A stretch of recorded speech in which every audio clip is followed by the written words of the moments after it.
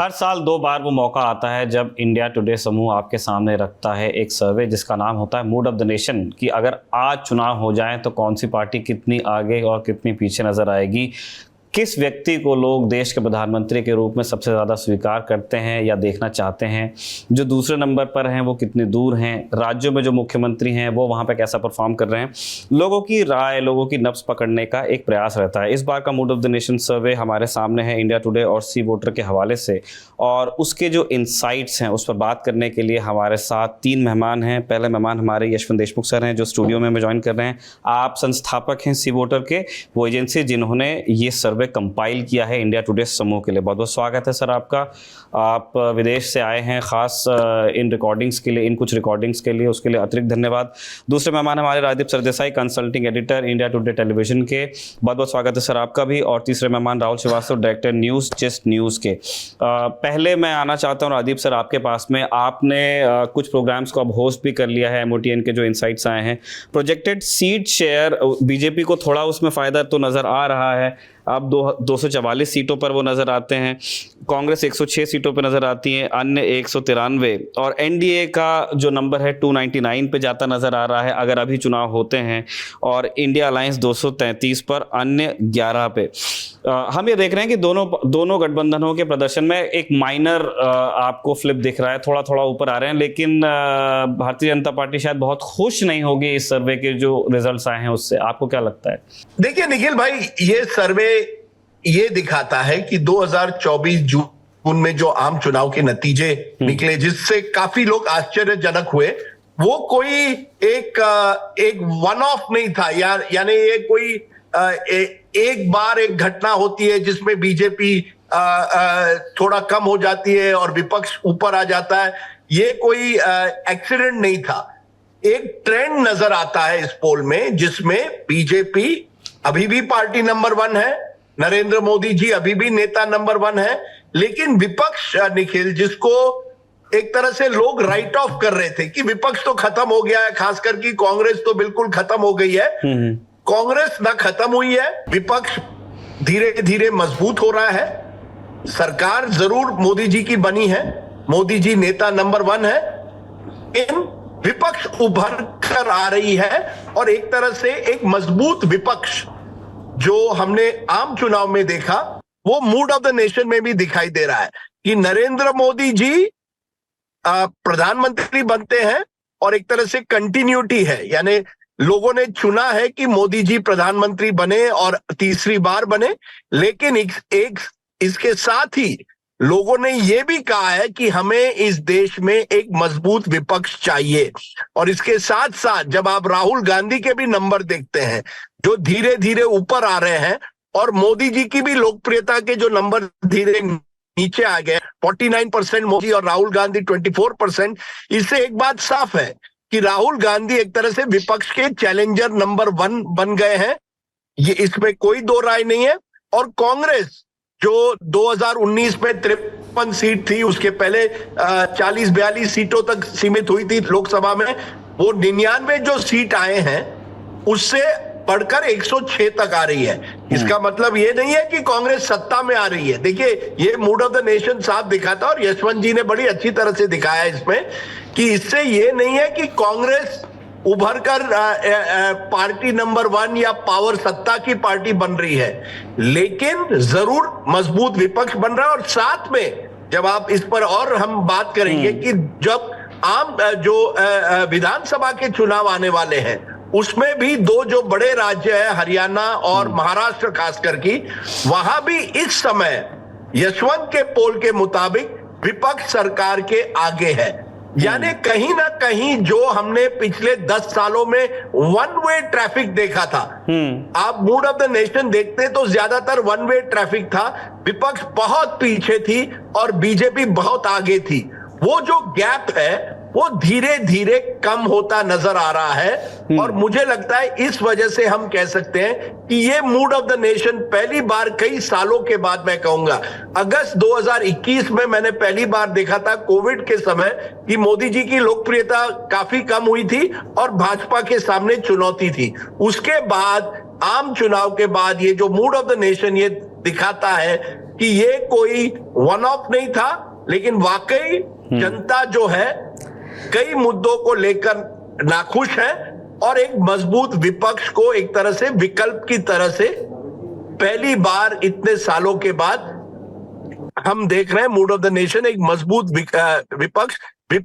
विकल्प के तौर पर जनता के सामने आ रहा है। और ये राज्यों में ज्यादा आप देखेंगे, शायद केंद्र में लोग अभी भी मोदी जी को चाहते हैं। सर मुझे एक और चीज बताइए, आपने ये तो एस्टैब्लिश किया कि सर्वे में बहुत ज्यादा चीजें तब्दील होते हुए नहीं दिखती है, लेकिन एक रिसर्जेंस ऑफ ऑपोजिशन है जो हमको 4 जून को दिखा था। कुछ वैसी ही चीजें सर्वे में भी रिफ्लेक्ट हो रही हैं, लेकिन जो ट्रेंड है मैं उस पर आपको लेके आना चाहता हूं। नरेंद्र मोदी जो best suited to be next prime minister, ये सवाल जब रिस्पोंडेंट से पूछा गया तो 49% लोगों ने कहा कि वो बेस्ट सूटेड हैं, लेकिन ये पिछले बार से ये 6% कम है। राहुल गांधी को 22% लोगों ने कहा, मतलब आधे से भी पीछे हैं अगर आप प्राइम मिनिस्टर से तुलना करेंगे, लेकिन 11% का फ्लिप है।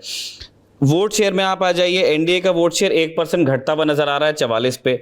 इंडिया अलायंस वो 40% पे जा रहा है। भारतीय जनता पार्टी का जो अलायंस है एनडीए उससे पीछे है 4%, लेकिन 2% का अभी भी उनको फ्लिप दिख रहा है।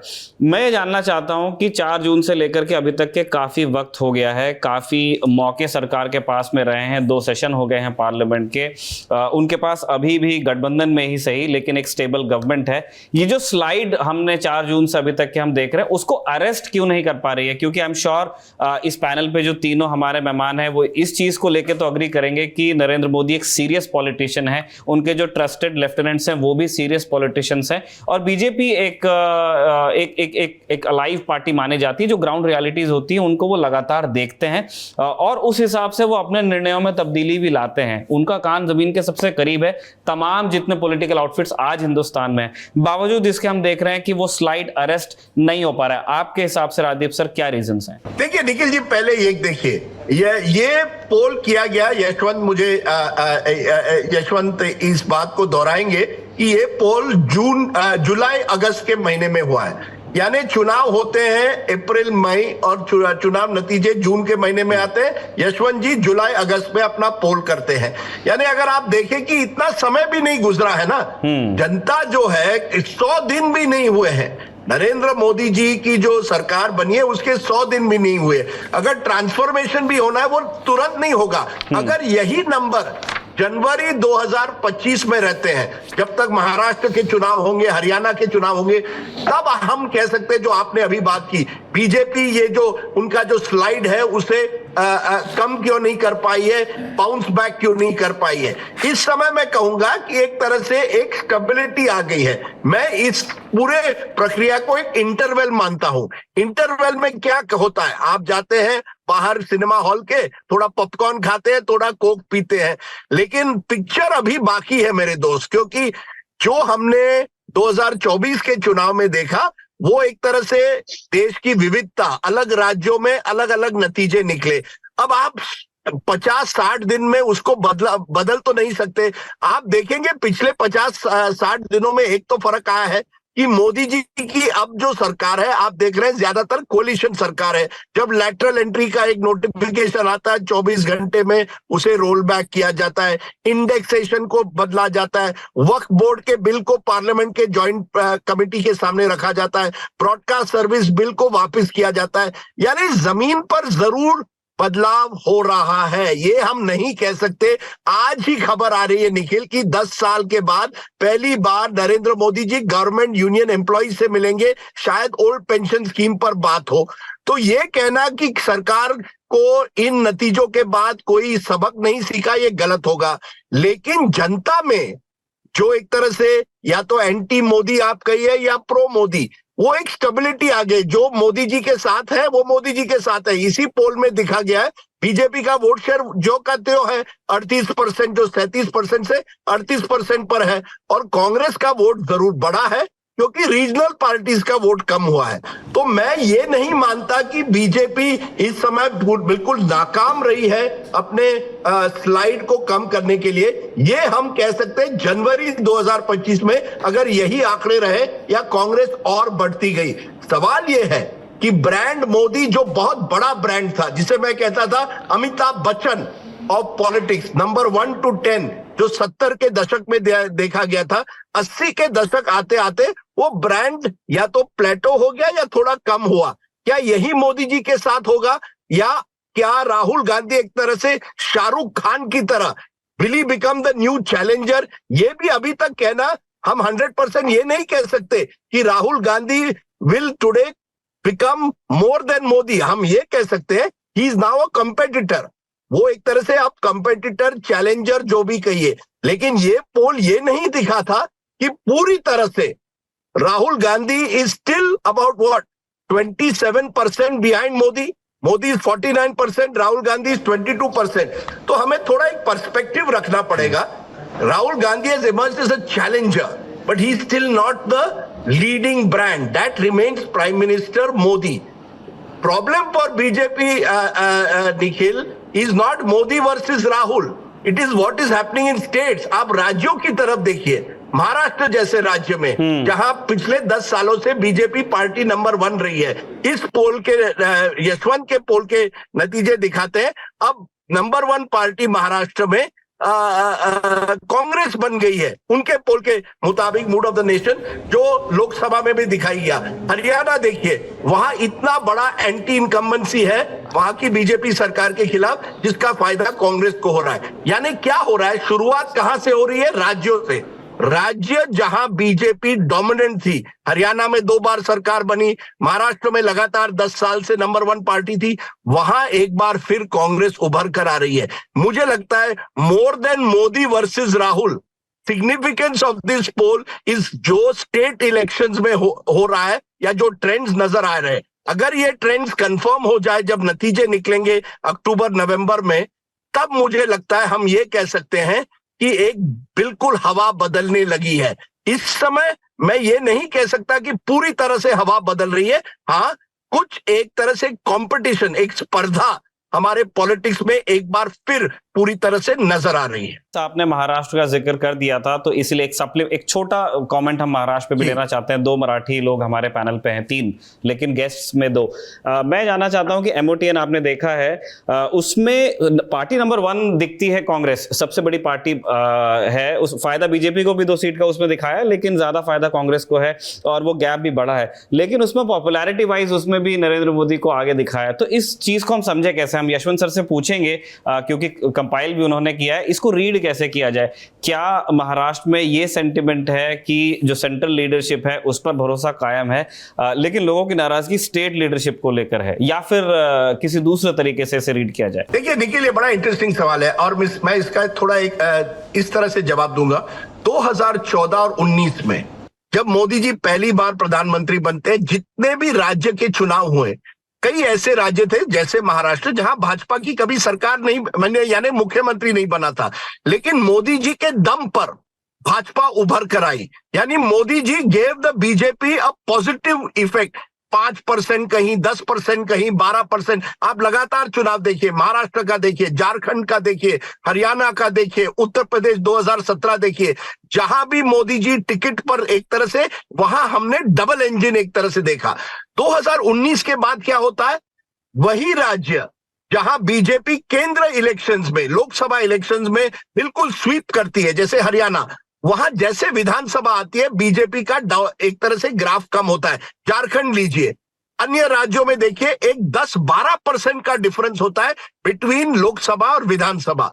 अब वही ट्रेंड जो है वो और मैग्नीफाई होने लगा है। जनता अब जो है वो राज्य के चुनाव में ऑप्शंस ढूंढ रही है, और महाराष्ट्र में एक तरह से, और हमने लोकसभा में भी ये देखा, और महाराष्ट्र में हमने जो देखा कि दलित मुस्लिम जो कंबाइन जिस तरह से हुआ था संविधान को लेकर, वो जो लोकल इश्यूज हैं, उन लोकल इश्यूज पर लोग अब वोट दे रहे हैं, और उसमें कांग्रेस की भी एक तरह से कांग्रेस को उसका फायदा हो रहा है। आप इसी पोल में देखेंगे एकनाथ शिंदे की भी पॉपुलैरिटी थोड़ी बड़ी है क्योंकि वो मुख्यमंत्री है। आप देखिए कि नरेंद्र मोदी जी के खिलाफ कोई वातावरण नहीं है, लेकिन लोकल स्टेट लोकल इश्यूज पे लड़े जाते हैं। इस बार लोकसभा में भी हमने एक लोकलाइजेशन देखा कि विदर्भा का वोटर, मराठवाड़ा का वोटर मराठा रिजर्वेशन को लेकर वोट दे रहा था। विदर्भा का वोटर, संविधान खतरे में है, दलित मुस्लिम एक साथ आ गए। प्याज के जो दाम थे उसको लेकर उत्तर महाराष्ट्र का वोटर काफी नाराज था। पश्चिम महाराष्ट्र में पवार बनाम पवार जो लड़ाई हुई थी वो एक बड़ा फैक्टर बना था। कोंकण, मुंबई में जिस तरह से शिवसेना का एक प्रभाव था और वो पार्टी टूटी थी, उसका कहीं ना कहीं नतीजों पर नजर एक तरह से इंपैक्ट हुआ। तो इलेक्शंस लोकल हो गए हैं। मोदी फैक्टर 2014 और 19 में हर चुनाव पर हावी था, म्युनिसिपल चुनाव से लेकर लोकसभा तक। 2019 और 24 में थोड़ा वो ग्राफ कम हुआ है। अब वो और कम होते होते इलेक्शंस लोकल हो गए हैं। That localization of elections, Nikhil, is the reason why the numbers are the way they are. Yashwant may correct me, but that is my sense. Becoming once again local और anti incumbency is becoming more and more important. वो जो सरकार विरोधी भावना जो है अग्निवीर को लेकर हरियाणा में, या किसानों की जो नाराजगी है, या युवाओं की नाराजगी पेपर लीक्स को होते हुए, या बेरोजगारी की, ये सब जो मुद्दे जो मोदी पर्सनालिटी कल्ट की वजह से दब गए थे, अब वो उभर कर एक बार फिर आ रहे हैं। यशवंत सर हमारे साथ स्टूडियो में है, राहुल जी बने हुए हैं। सर मैं ज़रूर चाहता हूं कि आप, जो रादीप सर ने महाराष्ट्र पर अपनी बात रखी है, अभी कुछ समय बाद वहां पे चुनाव की घोषणा हो ही जाएगी। जब आपके जम्मू कश्मीर के चुनाव निपट जाते हैं उसके बाद हम मान के चल रहे हैं, तो आप प्लीज़ उनकी बात पर अपनी राय भी रखिएगा। लेकिन पहले हम चाहते हैं कि हमारे दर्शक, क्योंकि बात हम MOTN पे कर रहे हैं और नंबर्स की बात कर रहे हैं, हम चाहते हैं कि इस सर्वे की मेथोडोलॉजी और सैंपल साइज को लेकर हम अपने दर्शकों को इन्फॉर्म कर दें, ताकि वो उसी कॉन्टेक्स्ट में फिर हमारी बातों को भी लें। देखिए, इसको पहले भी हम आपके मंच पर अपने दर्शकों को बता चुके हैं, दोबारा एक्सप्लेन कर देते हैं कि पहली बात तो ये समझने की है कि सी वोटर के जो ट्रैकर हैं ये कोई साल में एक बार करने और वैसे वाले नहीं। हम लोग के ट्रैकर रोज़ चलते हैं, 365 दिन चलते हैं, 11 भाषाओं में ऑल इंडिया हमारे साक्षात्कार चलते ही रहते हैं। MOTN में ट्रैकर के अलावा भी बहुत सारे और नए जो अभी सवाल उठते हैं उनको भी लिया जाता है। पिछले एक महीने में करीबन 40,000 पूरे भारत में हमने मतदाताओं से बात की जो औचक होते हैं, और 1 लाख के आसपास जो हैं वो ट्रैकर के सर्वे हैं। तो स्वाभाविक सी बात है कि किसी भी MOTN की एक्सरसाइज के लिए आप मान के चल सकते हैं कि करीबन 1 से 1.5 लाख मतदाताओं का वेटेज रहता है हमारे स्टडी में। ये तो आपकी मेथोडोलॉजी का जवाब हो गया। इसमें अगर किसी को इसमें संदेह हो कि कोई इलाका छूटा है तो कोई इलाका छूटता नहीं, कोई डेमोग्राफी छूटी है तो कोई डेमोग्राफी छूटती नहीं, क्योंकि जो रैंडम प्रोबेबिलिटी का सिद्धांत होता है उसमें एक तरह से लॉटरी की तरीके से सिलेक्शन होता है और वो रिप्रेजेंटेटिव सैंपल आता है। तो 543 जितनी भी लोकसभा सीटें हैं सभी का इसमें कवरेज आ जाता है, पूरे हिंदुस्तान में, पूरे हिंदुस्तान का कवरेज आ जाता है। जी ठीक है। आप महाराष्ट्र पे अब बात चल रही थी, रादीप सर ने वहां तक अपने कमेंट्स रखे, वो इस सर्वे को इस तरह रीड कर रहे हैं। उन्होंने कहा नहीं, महाराष्ट्र में बाकी जगह पे भी वो ये देख रहे हैं कि इलेक्शंस अब दोबारा लोकलाइज हो रहे हैं एक पोस्ट 4 जून रियलिटी में। आपको क्या लगता है? कुछ हद तक उसमें सच्चाई है, पूरी तरह से नहीं। मेरा ये मानना है कि आखिरकार तो चुनाव के सेंट्रल थीम फिर भी सेंट्रलाइज्ड ही थे। नरेंद्र मोदी के नेतृत्व, NDA के कामकाज के नेतृत्व, या राहुल गांधी के इर्द गिर्द, या इंडिया अलायंस जो बना उसके इर्द गिर्द, तो सेंट्रलाइज थीम तो थी। हाँ, ये ज़रूर है कि स्थानीय मुद्दे बहुत सारी जगहों पे जो बढ़े, उसका भी कारण मुख्यतः ये था कि बीजेपी के जहां जहां नॉन परफॉर्मिंग MPs के टिकट नहीं काटे गए, मसलन उत्तर प्रदेश में, राजस्थान में, जहां बीजेपी को तगड़ा झटका लगा, या फॉर दैट मैटर बीजेपी ने जैसे महाराष्ट्र में जिस तरीके की तोड़फोड़ दी, अजीत पवार को वो साथ में लेके आए, जिस तरीके की राजनीति लोकल वहां पे चल रही, उसको लेकर के जनता का जो रिएक्शन था, उस लिहाज से आप कुछ राज्यों में उसे लोकलाइज्ड तरीके से उसकी अभिव्यक्ति को आप जरूर कह सकते हैं। और महाराष्ट्र के मद्देनजर तो MOTN में पिछले 2 साल से हम लोग लगातार खतरे की घंटी बजा रहे थे कि NDA के लिए जिस तरीके की राजनीति वहां चल रही है वो बहुत ज्यादा अच्छे आसार दिखाने वाले नहीं है, तकलीफ होने वाली है, क्योंकि इतने दशकों से वहां पर जो पॉलिटिकल डिवाइड था निखिल, जो जिसे आप कह सकते हैं एक आइडियोलॉजिकल पॉलिटिकल पोजीशनिंग थी, उन पोजीशनिंग को लोगों ने तोड़ा। और केवल बीजेपी ने नहीं, मैं ये कहना गलत होगा केवल बीजेपी ने तोड़ा, सत्ता में हुए उन्होंने ज्यादा तोड़ा, ये बात दूसरी है, लेकिन सभी ने अपने जो एक जनादेश मिला था, महाराष्ट्र की जनता ने जो जनादेश दिया था, कौन सी ऐसी पार्टी या नेता है जिसने महाराष्ट्र में उस जनादेश का अपमान नहीं किया है? ठीक है ना? क्या शिवसेना उद्धव ठाकरे को यह जनादेश मिला था कि वो कांग्रेस से हाथ मिलाए? उन्होंने मिलाया। क्या भाजपा को जनादेश मिला था कि वो अजीत पवार को साथ में लेके आए? उन्होंने उल्टा किया। क्या कांग्रेस को यह जनादेश मिला था कि शिवसेना के लीडर को वो मुख्यमंत्री बनवाए? या एनसीपी को जनादेश मिला था कि उद्धव ठाकरे को मुख्यमंत्री बनाए? तो कोई भी पार्टी महाराष्ट्र में ऐसी नहीं है जिसने जनादेश का अपमान नहीं किया पिछले कुछ वर्षों में। अब ऐसी वहां के एक तरह से अपने यहाँ कहते हैं ना कि मथ दिया गया है, इतना बुरी तरह मथ दिया गया है कि मथने के बाद में अब आप बोले कि भैया अब तो हमें दही वापस अलग चाहिए और चीनी अलग चाहिए और नमक अलग चाहिए, छाछ बनाया है, वो संभव नहीं हो पाता। तो वो संभव जनादेश में ही अगले होगा, जो भी होगा। जनता जब बोलेगी कि किसको कितना काट छाट के उसे बराबर करना है। राहुल जी जस्ट अभी वापस लौटे हैं महाराष्ट्र से ही, अजीत पवार का उन्होंने एक विस्तृत इंटरव्यू किया है। आप लोगों से मिलकर भी आए हैं और अब आप MOTN के रिजल्ट्स में देख रहे हैं। जो जनरल प्रोजेक्शन था मैं एक बार बता देता हूं, हमारे दर्शक अभी एक ग्राफिक देखेंगे। महाराष्ट्र में ये नज़र आ रहा है कि जो इंडिया बीजेपी की 9 सीटें लोकसभा में आई थी, MOTN का प्रोजेक्शन कहता है 12। शिवसेना और एनसीपी 8 सीटों पर जीते थे, MOTN का प्रोजेक्शन कहता है 6। कांग्रेस 13 पे थी, कांग्रेस को बड़ा फायदा होते दिख रहा है, 16 पे जा रहे हैं, वो सबसे बड़ी पार्टी बनेंगे। 17 शिवसेना उद्धव बाला साहब ठाकरे और एनसीपी शरद पवार गुट है, 17 वो पहले जीते थे, अब वो 14 पे नजर आ रहे हैं। लेकिन ओवरऑल अंकों में निकल कोई अंतर नहीं, ओवरऑल अंकों में कोई अंकों में नहीं है। अंदर थोड़ा सा रीअलाइनमेंट हुआ है, अंदर रीअलाइनमेंट भी हुआ है मार्जिनल सीट्स का। कुछ जगहों पे जहां पे औचक जीतें लोगों को मिली थी, उन सीटों का एक अलाइनमेंट जरूर है। और मुझको लगता है कि कुछ चीजें ऐसी जो एकदम सेटल होते होते, जैसे सांगली से विशाल अलग होकर के लड़े थे, बाद में उनके बारे में कहा गया कि he is going to be back in the fold, तो वो मुझे लग रहा है कि वो जहां थे वो वहीं पे पहुंच गए हैं। आप राहुल भाई के पास में जाए निखिल, मतलब एक इनपुट मैं राहुल जी को मैं चाहूंगा, उसमें उनकी बात पूरा सुनना चाहूंगा। देखिए, एक विचित्र बात जो समझ में आई है और वो ये कि कांग्रेस का जो उभार है वो बहुत ही विचित्र है। विचित्र मैं इसलिए कहूंगा, इसमें किसी कोई अन्यथा न ले, क्योंकि 2014 में जब विधानसभा चुनाव हुए थे तो सारी पार्टियां अलग अलग लड़ी थी और कांग्रेस लगभग चौथे नंबर की पार्टी जाके लगी थी। और कांग्रेस इस समय वहां नेता विहीन पार्टी की तरह से है, जिसके पास में कोई चेहरा, कोई स्टार, कोई भी ऐसा नहीं जिसके मुख्यमंत्री पद के लिए भी वो प्रोजेक्ट कर पाए। ऐसे में कांग्रेस का उभार, क्योंकि राजनीति और राजनीतिक विमर्श महाराष्ट्र का केवल शरद पवार, उद्धव ठाकरे, नरेंद्र मोदी, देवेंद्र फडणवीस, अजीत पवार, इन सब के इधर इतना गुजरा कि किसी ने इस बात पे ध्यान नहीं दिया कि मराठवाड़ा और विदर्भ, जो कि कांग्रेस वर्सेस बीजेपी के क्षेत्र हैं, वहां पर लोकसभा में कांग्रेस ने डिफॉल्ट एंट्री मारी और स्वीप कर गई, बीजेपी को मुंह की खानी पड़ गई। इसका अर्थ यह है कि कांग्रेस अभी भी महाराष्ट्र में डिफॉल्ट पार्टी है बड़ी, और अगर कभी भी स्टॉक नीचे जाएगा तो उसमें सबसे बड़ा डिफॉल्ट फायदा कांग्रेस को होगा।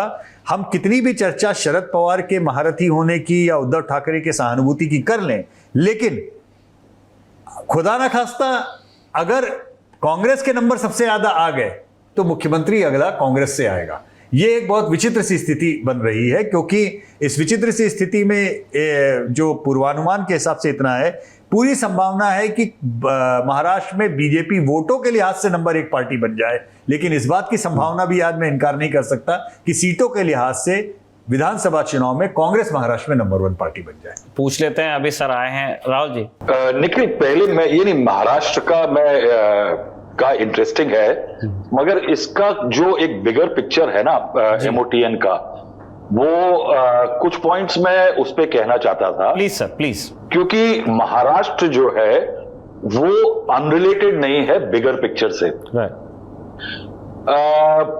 पहला ये जो है कि नरेंद्र मोदी स्टिल अहेड, प्रधानमंत्री हैं, और क्या है कि इतना स्ट्रॉन्ग मोमेंटम जनरेट किया था उन्होंने 2014 में कि कई दशकों के बाद यू हैड ए मेजॉरिटी, और ऐसा मोमेंटम जो है वो 10 साल की गाड़ी चलने के बाद भी वियर एंड टियर नेचुरल है, उसके अंदर एक नेचुरल एवोल्यूशन है, और उसका असर पड़ेगा। कहीं ना कहीं दिख रहा है कि वो डिक्लाइन आ रहा है। याद रखिए कि हाई 10 साल लास्ट किया है, विच इज कमेंडेबल, और अभी भी चल रहा है अगर, लेकिन इसकी एक सबसे बड़ी जो है वो जो कि डायरेक्ट इंपैक्ट करेगी हर स्टेट आने वाले इलेक्शन में, वो फैक्ट है the over dependence on the Modi factor. ये जो बीजेपी का एक प्रॉब्लम है, और इसको जब भी एनालिसिस करने लोग बैठते हैं तो ये ऐसा कहा जाता है कि बीजेपी ने ओवर डिपेंडेंस करी है नरेंद्र मोदी के ऊपर। लेकिन ये एक एनोमलस इशू है, क्योंकि मैं ये कहूंगा कि ओवर डिपेंडेंस बीजेपी ने नहीं करी।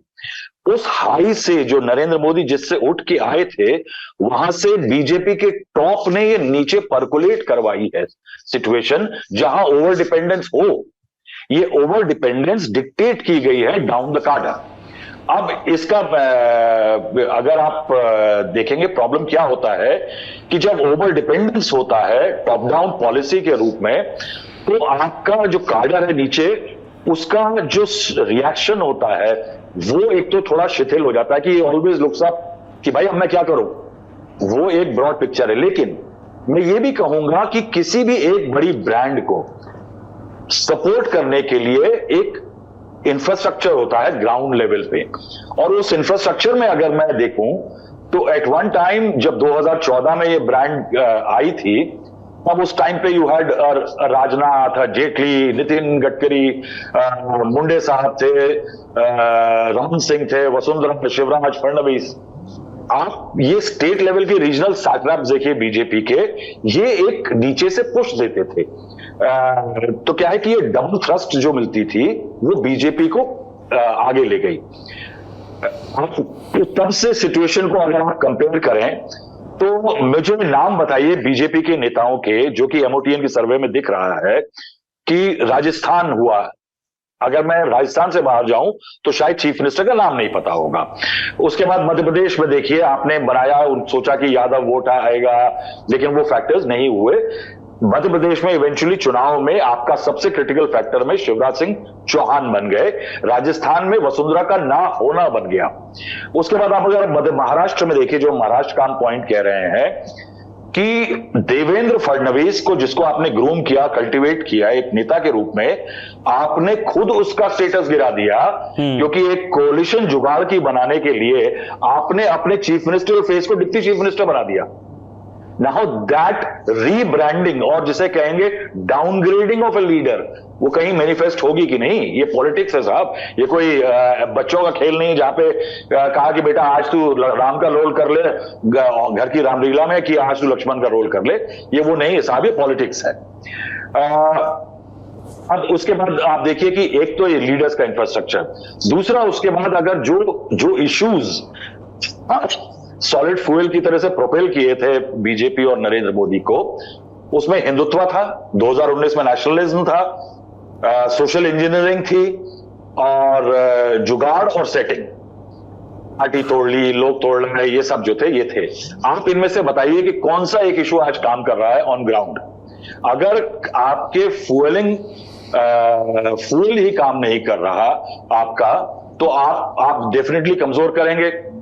उसके बाद अगर आप देखें तो 2024 के चुनाव में जो आज एमओटीएन का जो हमारा ये आउटकम कह रहा है, अगर मैं ये कहूं तो वो एमओटीएन का जो ये रिजल्ट है देशमुख साहब ने जो निकाला है, वो एक्चुअली और कुछ नहीं है, वो सेंटिमेंट है वोटर का, जो कि 2024 के एग्जिट पोल मिस कर गए। It is basically underlining that sentiment. और उसके बाद से मैं ये कहूंगा, कोई भी स्मार्ट पार्टी, मैं बीजेपी से एक्सपेक्ट करते थे हम, क्योंकि बीजेपी प्रोएक्टिव रही है इन मामलों में, कि वो जो कारण थे लॉस के, उसकी तरफ वो आगे बढ़ेगी उनको करेक्ट करने के लिए। क्या आपको याद है कि चुनाव के रिजल्ट के 2-3 दिन पहले आ गया था कि 100 दिन का प्लान रेडी है। आपको 100 दिन के प्लान में 100 दिन 100 तो पुराना हो गया था सर, तो अब नया वाला 125 दिन का था। हाँ, 125 चलिए 125 दिन। हाँ। लेकिन आपको कोई ऐसा करेक्टिव मेजर दिखाई दिया जिसके अंदर लगे कि जो पोल के टाइम में गड़बड़ियां जिसके कारण लॉस हुए थे, उन लॉसेस को करेक्ट करने की कोशिश हो रही है। आपने उसमें देखिए क्या एक जो स्टैंड आउट मूव है, वो है कि सरकारी दफ्तर के लोग जो है वो आरएसएस के शाखाओं में जा पाएंगे। ये आरएसएस से रिश्ते सुधारने का काम है, ये वोटर से रिश्ते सुधारने का काम नहीं। उसके बाद आपके 4 रोल बैक्स हो गए। क्या वक्फ बहुत जरूरी चीज था? 125 दिन वाले एजेंडे में था? नहीं था। लेकिन वक्फ बिल को आप लाए, लेकिन आप उस समझ को नहीं रख पाए कि ये तो हमारे एलाइज अपोज करेंगे, लेकिन आरएसएस को चलिए सिग्नल चला गया। I think BJP was ready for it. ये जो कहा जा रहा है कि बहुत रोल बैक हुआ, कभी कभी जो रिवर्सेस होते हैं या जो रिट्रीट होती है वो भी टैक्टिकल होती है, और ये एक टैक्टिकल रिट्रीट थी कि आपने एक हड्डी दे भी दी चबाने को, और आपने विड्रॉ भी, रिट्रीट भी कर लिया, एलाइज भी खुश है, उनको बहाना मिल गया। उसके बाद हम लेकिन लेटरल एंट्री पे राहुल गांधी के ऑब्जेक्शन के बाद और आपके एलाइज के कहने के बाद जो भी हो, वो सरकार ने उसको विड्रॉ कर लिया। उसके पहले सुप्रीम कोर्ट में जो क्रीमी लेयर कोर्टे में जो हुई थी बात, उस पर सरकार ने एक स्टैंड दिया, वो एक इंडिकेटिव था। अजीत पवार ने अपने इंटरव्यू में खालिस साफ जवाब दिया है कि ये जो 400 पार था उसने डिस्ट्रॉय कर दिया वर्चुअली एनडीए को महाराष्ट्र में, जैसे यूपी में भी हुआ है। लेकिन उन्होंने महाराष्ट्र का एडमिशन किया कि साहब दलित वोट जो है और एसटी वोट जो है वो टोटली बिदक गया था बीजेपी से, और उसका आने का चांस नहीं था, क्योंकि हमें पता था कि वो 400 पार से उनका परसेप्शन, जो चाहे कांग्रेस ने, ऑपोजिशन ने जो भी ड्राइव किया, वो यही किया कि आपका सब कुछ तो पा चुके हैं, ये पिछली 2 बार भी इनको मेजॉरिटी मिली है, तो अब 400 पार क्यों चाहते हैं? 400 पार को सिर्फ लिंक किया गया constitutional amendment to finish of quotas, तो उसके कारण सेटबैक हुआ। तो उसका एक कोर्स करेक्शन की कोशिश हुई कि जब सुप्रीम कोर्ट ने कहा तो बीजेपी ने कहा कि हम बाबा साहब अम्बेडकर के बनाए गए संविधान के जो टेनेट्स हैं उसको फॉलो करेंगे, वो एक कोर्स करेक्शन था। उसके बाद ये जो लेटरल एंट्री है उस पर एक छोटा सा कोर्स करेक्शन दिखा, but after the opposition protest. तो अगर आप देखिए तो उन अंडरलाइंड मिस्टेक्स जो एमओटीएन दिखा रहा है या जो उससे पहले चुनाव के रिजल्ट ने दिखाया था, उसमें कोई क्लियर कनेक्ट नहीं है, यानी कोई करेक्शन नहीं दिख रही है। इसका एक एंड रिजल्ट क्या हो रहा है निखिल, कि बीजेपी के पास आज कोई क्लियर हुक नहीं दिख रहा है जिससे वो वोटर्स को लेकर के अपने पास में आएगी। कोई क्लियर नैरेटिव नहीं है। आप देखिए महाराष्ट्र में, जैसे आपने रेफर किया, वहां पे एकमात्र, राजदीप ने भी उसका मेंशन किया कि वो जो लड़की बहन योजना निकाली है वो एक क्लियर मोस्ट एक पोल कार्ड फेंका गया है बीजेपी के द्वारा, जो सरकार है वहां की, और उससे लग रहा है कि थोड़ा सा ट्रैक्शन बीजेपी को मिलेगा, क्योंकि वो तू मैमे की पॉलिटिक्स, कांग्रेस की पिटाई करने की पॉलिटिक्स, शिवसेना की बुराई कर, उद्धव ठाकरे की बुराई करने या उनकी पार्टी तोड़ने की, वो जो उस तरह के प्रपंच है उससे अलग हटके एक डायरेक्ट मेजर है to connect with the voters. और उसकी जो है, जो राजदीप ने कहा, अजीत पवार ने बताया कि जब मैं उनका इंटरव्यू कर रहा था उस दिन से पहली इंस्टॉलमेंट लड़कियों की बैंक खातों में पहुंचनी शुरू हो गई थी। तो वो एक इंटरेस्टिंग मूव है। अगर हम महाराष्ट्र का केस देखें तो हम तमाम बातें करते हैं कि एनसीपी जो अजीत पवार फैक्शन है वो वोट नहीं ला पाई, सीट नहीं ला पाई, ये हुआ, हला हुआ, फला हुआ। But if you notice the biggest decline actually जो हो रहा है वो बीजेपी का हो रहा है। बीजेपी 2014 में 122 सीटें लाई थी, 2019 आते आते 105 हो गई उसकी। लोकसभा में उसकी जितनी सीटें थी उसमें से उसकी सीटें 23 सीटों से वो 9 पे आ गई, 14 माइनस हो गई। So the most perceptible decline जो हो रहा है वो बीजेपी में हो रहा है। तो बीजेपी क्या उसको करेक्ट कर पा रही है? वो इसलिए नहीं कर पा रही है, देखिए कि मराठा एक डोमिनेंट वोट है। मराठा वोट पे आपके पास आज भी कोई आंसर नहीं है, कोटे पे भी, और ना ही मराठा वोट को अट्रैक्ट करने के लिए आप इनडायरेक्टली एनसीपी को जो लाए हैं वो सोचते हैं कि आप वो वहां से वोट ले आएगी। एकनाथ शिंदे को आपने इंपोर्ट किया है कि जो शिवसेना का स्ट्राइडेंस है वो ले आएंगे, मगर वो उसको नहीं ला पाएंगे, क्योंकि अगेन आप पार्टी ला सकते हैं, आप पार्टी तोड़ सकते हैं, सांसद ला सकते हैं, एमएलए ला सकते हैं, साहब ब्रांड और उसका जो टेम्पलेट है वो नहीं ला सकते, क्योंकि ये जो पार्टियां हैं ये वन मेंबर, वन लीडर या वन लेगेसी पार्टी है। आप लेगेसी नहीं चुरा पाते, आप लेगेसी नहीं चुरा पाते हैं तो उसके बाद आपको डेफिनेटली नुकसान आता है। दूसरी तरफ जो कांग्रेस का आर्ग्यूमेंट आ रहा है निखिल, वो मेरे ख्याल से इस समय की पॉलिटिकल मेन स्टोरी है इस समय की। याद रखिए कि किसी एक चुनाव के तुरंत बाद लोगों के रिएक्शन थोड़े डिफरेंट होते हैं, मगर पिछला वोट उनका और अगले आने वाले दिन क्या होता है कि voters start investing in an alternative. या तो वही नेता जो उनको पसंद है, या अगर जो नेता जिसके बारे में अब वो सोच रहे हैं उसके बियॉन्ड उसके सोच रहे हैं, तो ऑल्टरनेटिव में इन्वेस्टमेंट करना सोचता है। अब ये इन्वेस्टमेंट अगर स्टार्ट हो गया है, तो मैं इसीलिए कहूंगा कि आज की तारीख में आपने कहा ना कि ये कांग्रेस बेटर लग रही है, तो एक बात याद रखिए, जब पोल्स हुए थे, चुनाव हुए थे, तब हमको उतनी अच्छी नहीं लग रही थी, आज अच्छी लग रही है, क्योंकि पोल्स के पीरियड में जो मतभेद थे वो सामने आ गए थे। जो सीट शेयरिंग नहीं हो रही है, कैंपेन में तू मैं हुई, अधीर रंजन चौधरी ममता बनर्जी लेफ्ट कांग्रेस को केरला में, ये सब जो चल रहा था, उसके कारण एक यूनिफाइड कमांड नहीं दिख रही थी, जिसके कारण से मतभेद ज्यादा दिख रहे थे।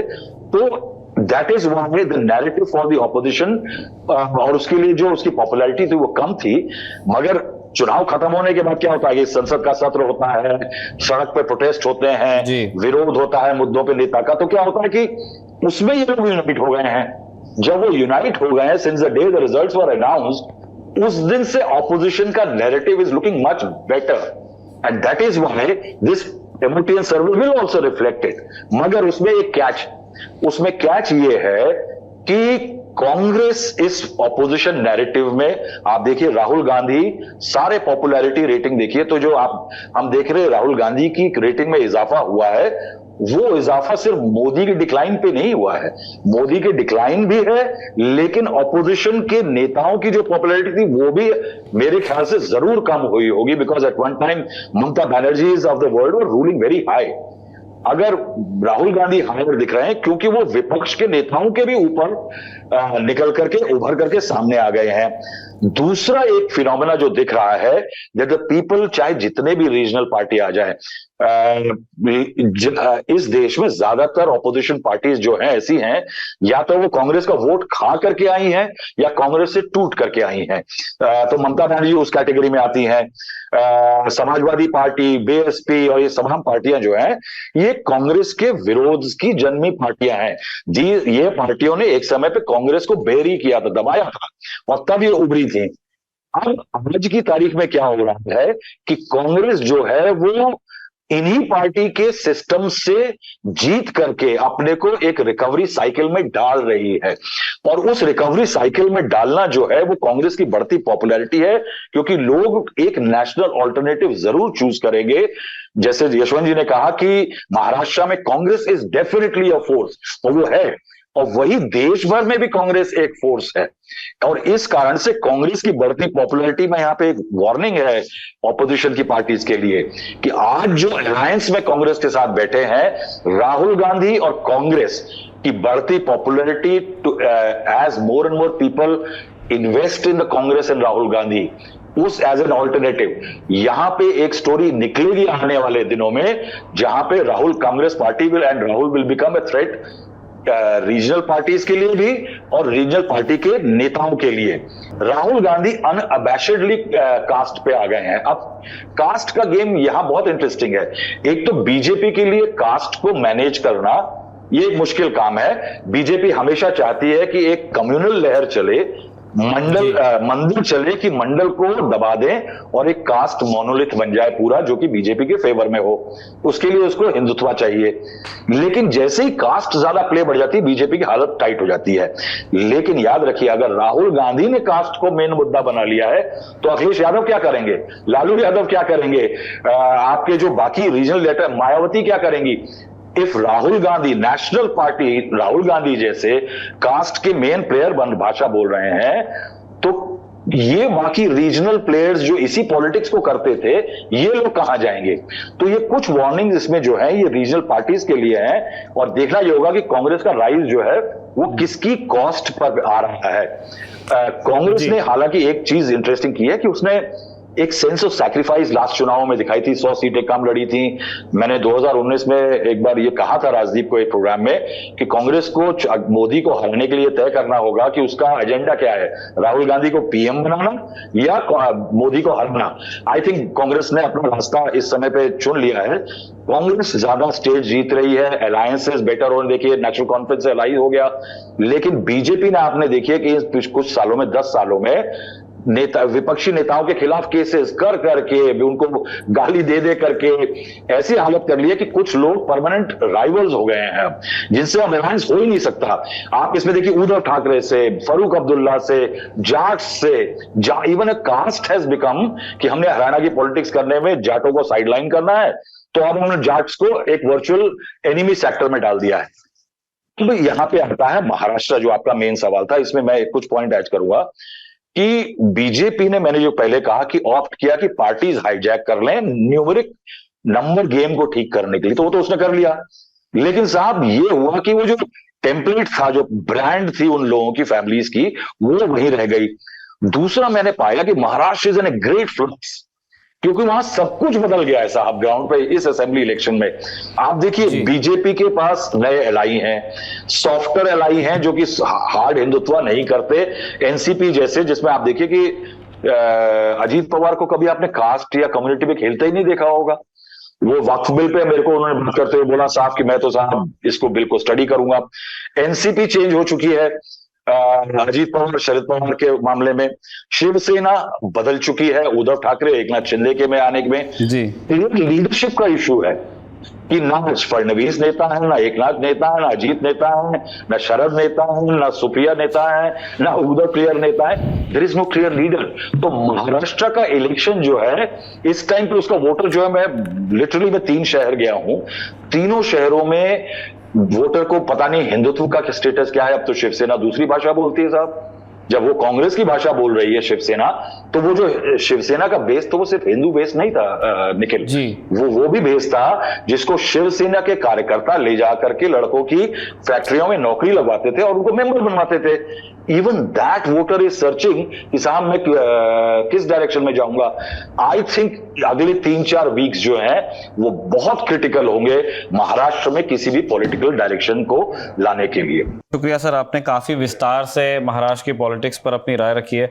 कुछ सवाल हमारे यशवंत जी के लिए हैं, जो हमने पहले भी बात की उसमें निकल की चीज सामने आई थी। सर, इस सर्वे में कुछ चीजें ऐसी हैं जिसको हो सकता है कि कोई अनॉमली कहे, लेकिन मुझे आई एम श्योर कि जब हम उस डेटा के कॉन्टेक्स्ट पर आपसे बात करेंगे तो लोगों को समझ में आएगा कि किस तरह से देखा जाए। लोगों से पूछा गया कि best CM in India across states, तो सबसे पहला नाम उसमें, और वो गैस करने में मतलब बहुत ज़्यादा दिक्कत भी नहीं होगी किसी को, योगी आदित्यनाथ का आया। 33.2% लोगों ने कहा कि ये बेस्ट चीफ मिनिस्टर हैं पूरे हिंदुस्तान के लोगों से जब पूछा गया। दूसरे नंबर पर अरविंद केजरीवाल 13.8, तीसरे नंबर पर ममता बनर्जी 9.1, एम के स्टालिन 4.7, चंद्रबाबू नायडू 4.6 पे हैं। लेकिन जब अपने स्टेट के अंदर मुख्यमंत्री कितने कोई पॉपुलर हैं ये सवाल पूछा गया, तो हम देख रहे हैं कि योगी आदित्यनाथ की पॉपुलैरिटी में बहुत तगड़ा आपको डिप नजर आ रहा है। जब हम एमओटीएन टू एमओटीएन कंपेयर करते हैं, 47 से 51 हुआ और 51 से अब 39 पर वो आ गए हैं। उनसे ऊपर हमको हिमंत बिस्वा शर्मा नजर आ रहे हैं, 51% लोग सेटिस्फाइड हैं। भूपेंद्र पटेल गुजरात में, जिनका बहुत कम जिक्र हम सुनते हैं नेशनल मीडिया में, वो 46% लोग सेटिस्फाइड हैं। 44% लोग अरविंद केजरीवाल से, एम के स्टालिन से 40, ममता बनर्जी से 40, 39 पर आ गए हैं योगी आदित्यनाथ। क्या बीजेपी के अंदर जिस तरह की चर्निंग चल रही है पोस्ट रिजल्ट्स, उसी लाइट में हम इसको भी देखें? देखिए, सबसे बड़ी बात है जो जीता वही सिकंदर। एक तो ये है कि योगी आदित्यनाथ को लेकर के बीजेपी का जो फैन बेस है वो भाजपा के लिए, जो उत्तर प्रदेश के बाहर भी उनका फैन बेस है, वो भी उनके लिए कई बार बोलता है, क्योंकि एक बड़ा नाम है और एक बुलडोज़र बाबा के रूप में उनकी जो ब्रांडिंग हुई है उसका एक अलग एक अपील रही है। लेकिन अगर आप बोलेंगे कि क्या उत्तर प्रदेश के नतीजे जो उलट पलट हुए उससे उनको धक्का नहीं लगा, आखिर तो भाजपा की मेजॉरिटी जो आज 240 वाला मामला जो अटका, 272 खुद नहीं पहुंच पाने में सबसे बड़ा योगदान तो उत्तर प्रदेश में जो सीटें कम हुई उसी का हुआ। अब तीसरी बात उसमें जो समझने की है वो ये कि आपका बेस ऑल ओवर, आपकी पार्टी का बेस ज़्यादा है, इसलिए आपके ऑल ओवर इंडिया आपकी पॉपुलैरिटी ज़्यादा दिख रही है। लेकिन राज्य के अंदर जब आपकी खुद की पॉपुलैरिटी के ऊपर आप ये सोचते हैं कि आखिर किस तरीके से वो नंबर आएंगे, उसमें जो छोटे राज्य के तमाम मुख्यमंत्री हैं उनका भी एक बड़ा योगदान अपनी अपने राज्यों में रहा है, और वो रैंकिंग में आप पाते हैं कि कहीं ना कहीं बहुत सारे बाकी मुख्यमंत्री ज़्यादा पॉपुलर दिखाई देते हैं। और ख़ास तौर पे मुझे ये बताने में बहुत खुशी है कि इंडिया टुडे और सी वोटर में बाकी जगहों के मुकाबले वो नॉर्थ ईस्ट को अलग हिस्सा मान करके छोड़ के नहीं आगे बढ़ते। और इस बार इंडिया टुडे के MOTN में टॉप 10 में से 4 मुख्यमंत्री नॉर्थ ईस्ट के आए हैं। नंबर 1 पे जो है सिक्किम के आए हैं, हिमंता बिस्वा शर्मा का नाम आया है, त्रिपुरा के मुख्यमंत्री उसमें आए हैं, अरुणाचल प्रदेश के मुख्यमंत्री उसमें आए हैं। तो ये एक जस्ट बिकॉज कि इन राज्यों की पॉपुलेशन इतनी कम है कि राष्ट्रीय स्तर पर जब आप सैंपलिंग करते हैं तो इन राज्यों के मुख्यमंत्रियों का नाम ऊपर नहीं आ पाता है। उत्तर प्रदेश की आबादी बहुत ज़्यादा है, पश्चिम बंगाल की आबादी बहुत ज़्यादा है, तो इन राज्यों में अगर कोई पॉपुलर मुख्यमंत्री आता है तो राष्ट्रीय सैंपल में ऑब्वियस सी बात है कि उनके नाम और उनकी संख्या बल उनका ज़्यादा दिखाई देता है। ठीक है, बहुत बहुत शुक्रिया sir. Mood off the nation सर्वे में बहुत सारी और चीज़ें हैं जो सी वोटर और इंडिया टुडे ने मिलकर के जिन पैटर्न्स को पकड़ा है, अगर उन सबको आप देखना चाहते हैं तो आपको मैगजीन इस बार की खरीदनी पड़ेगी इंडिया टुडे।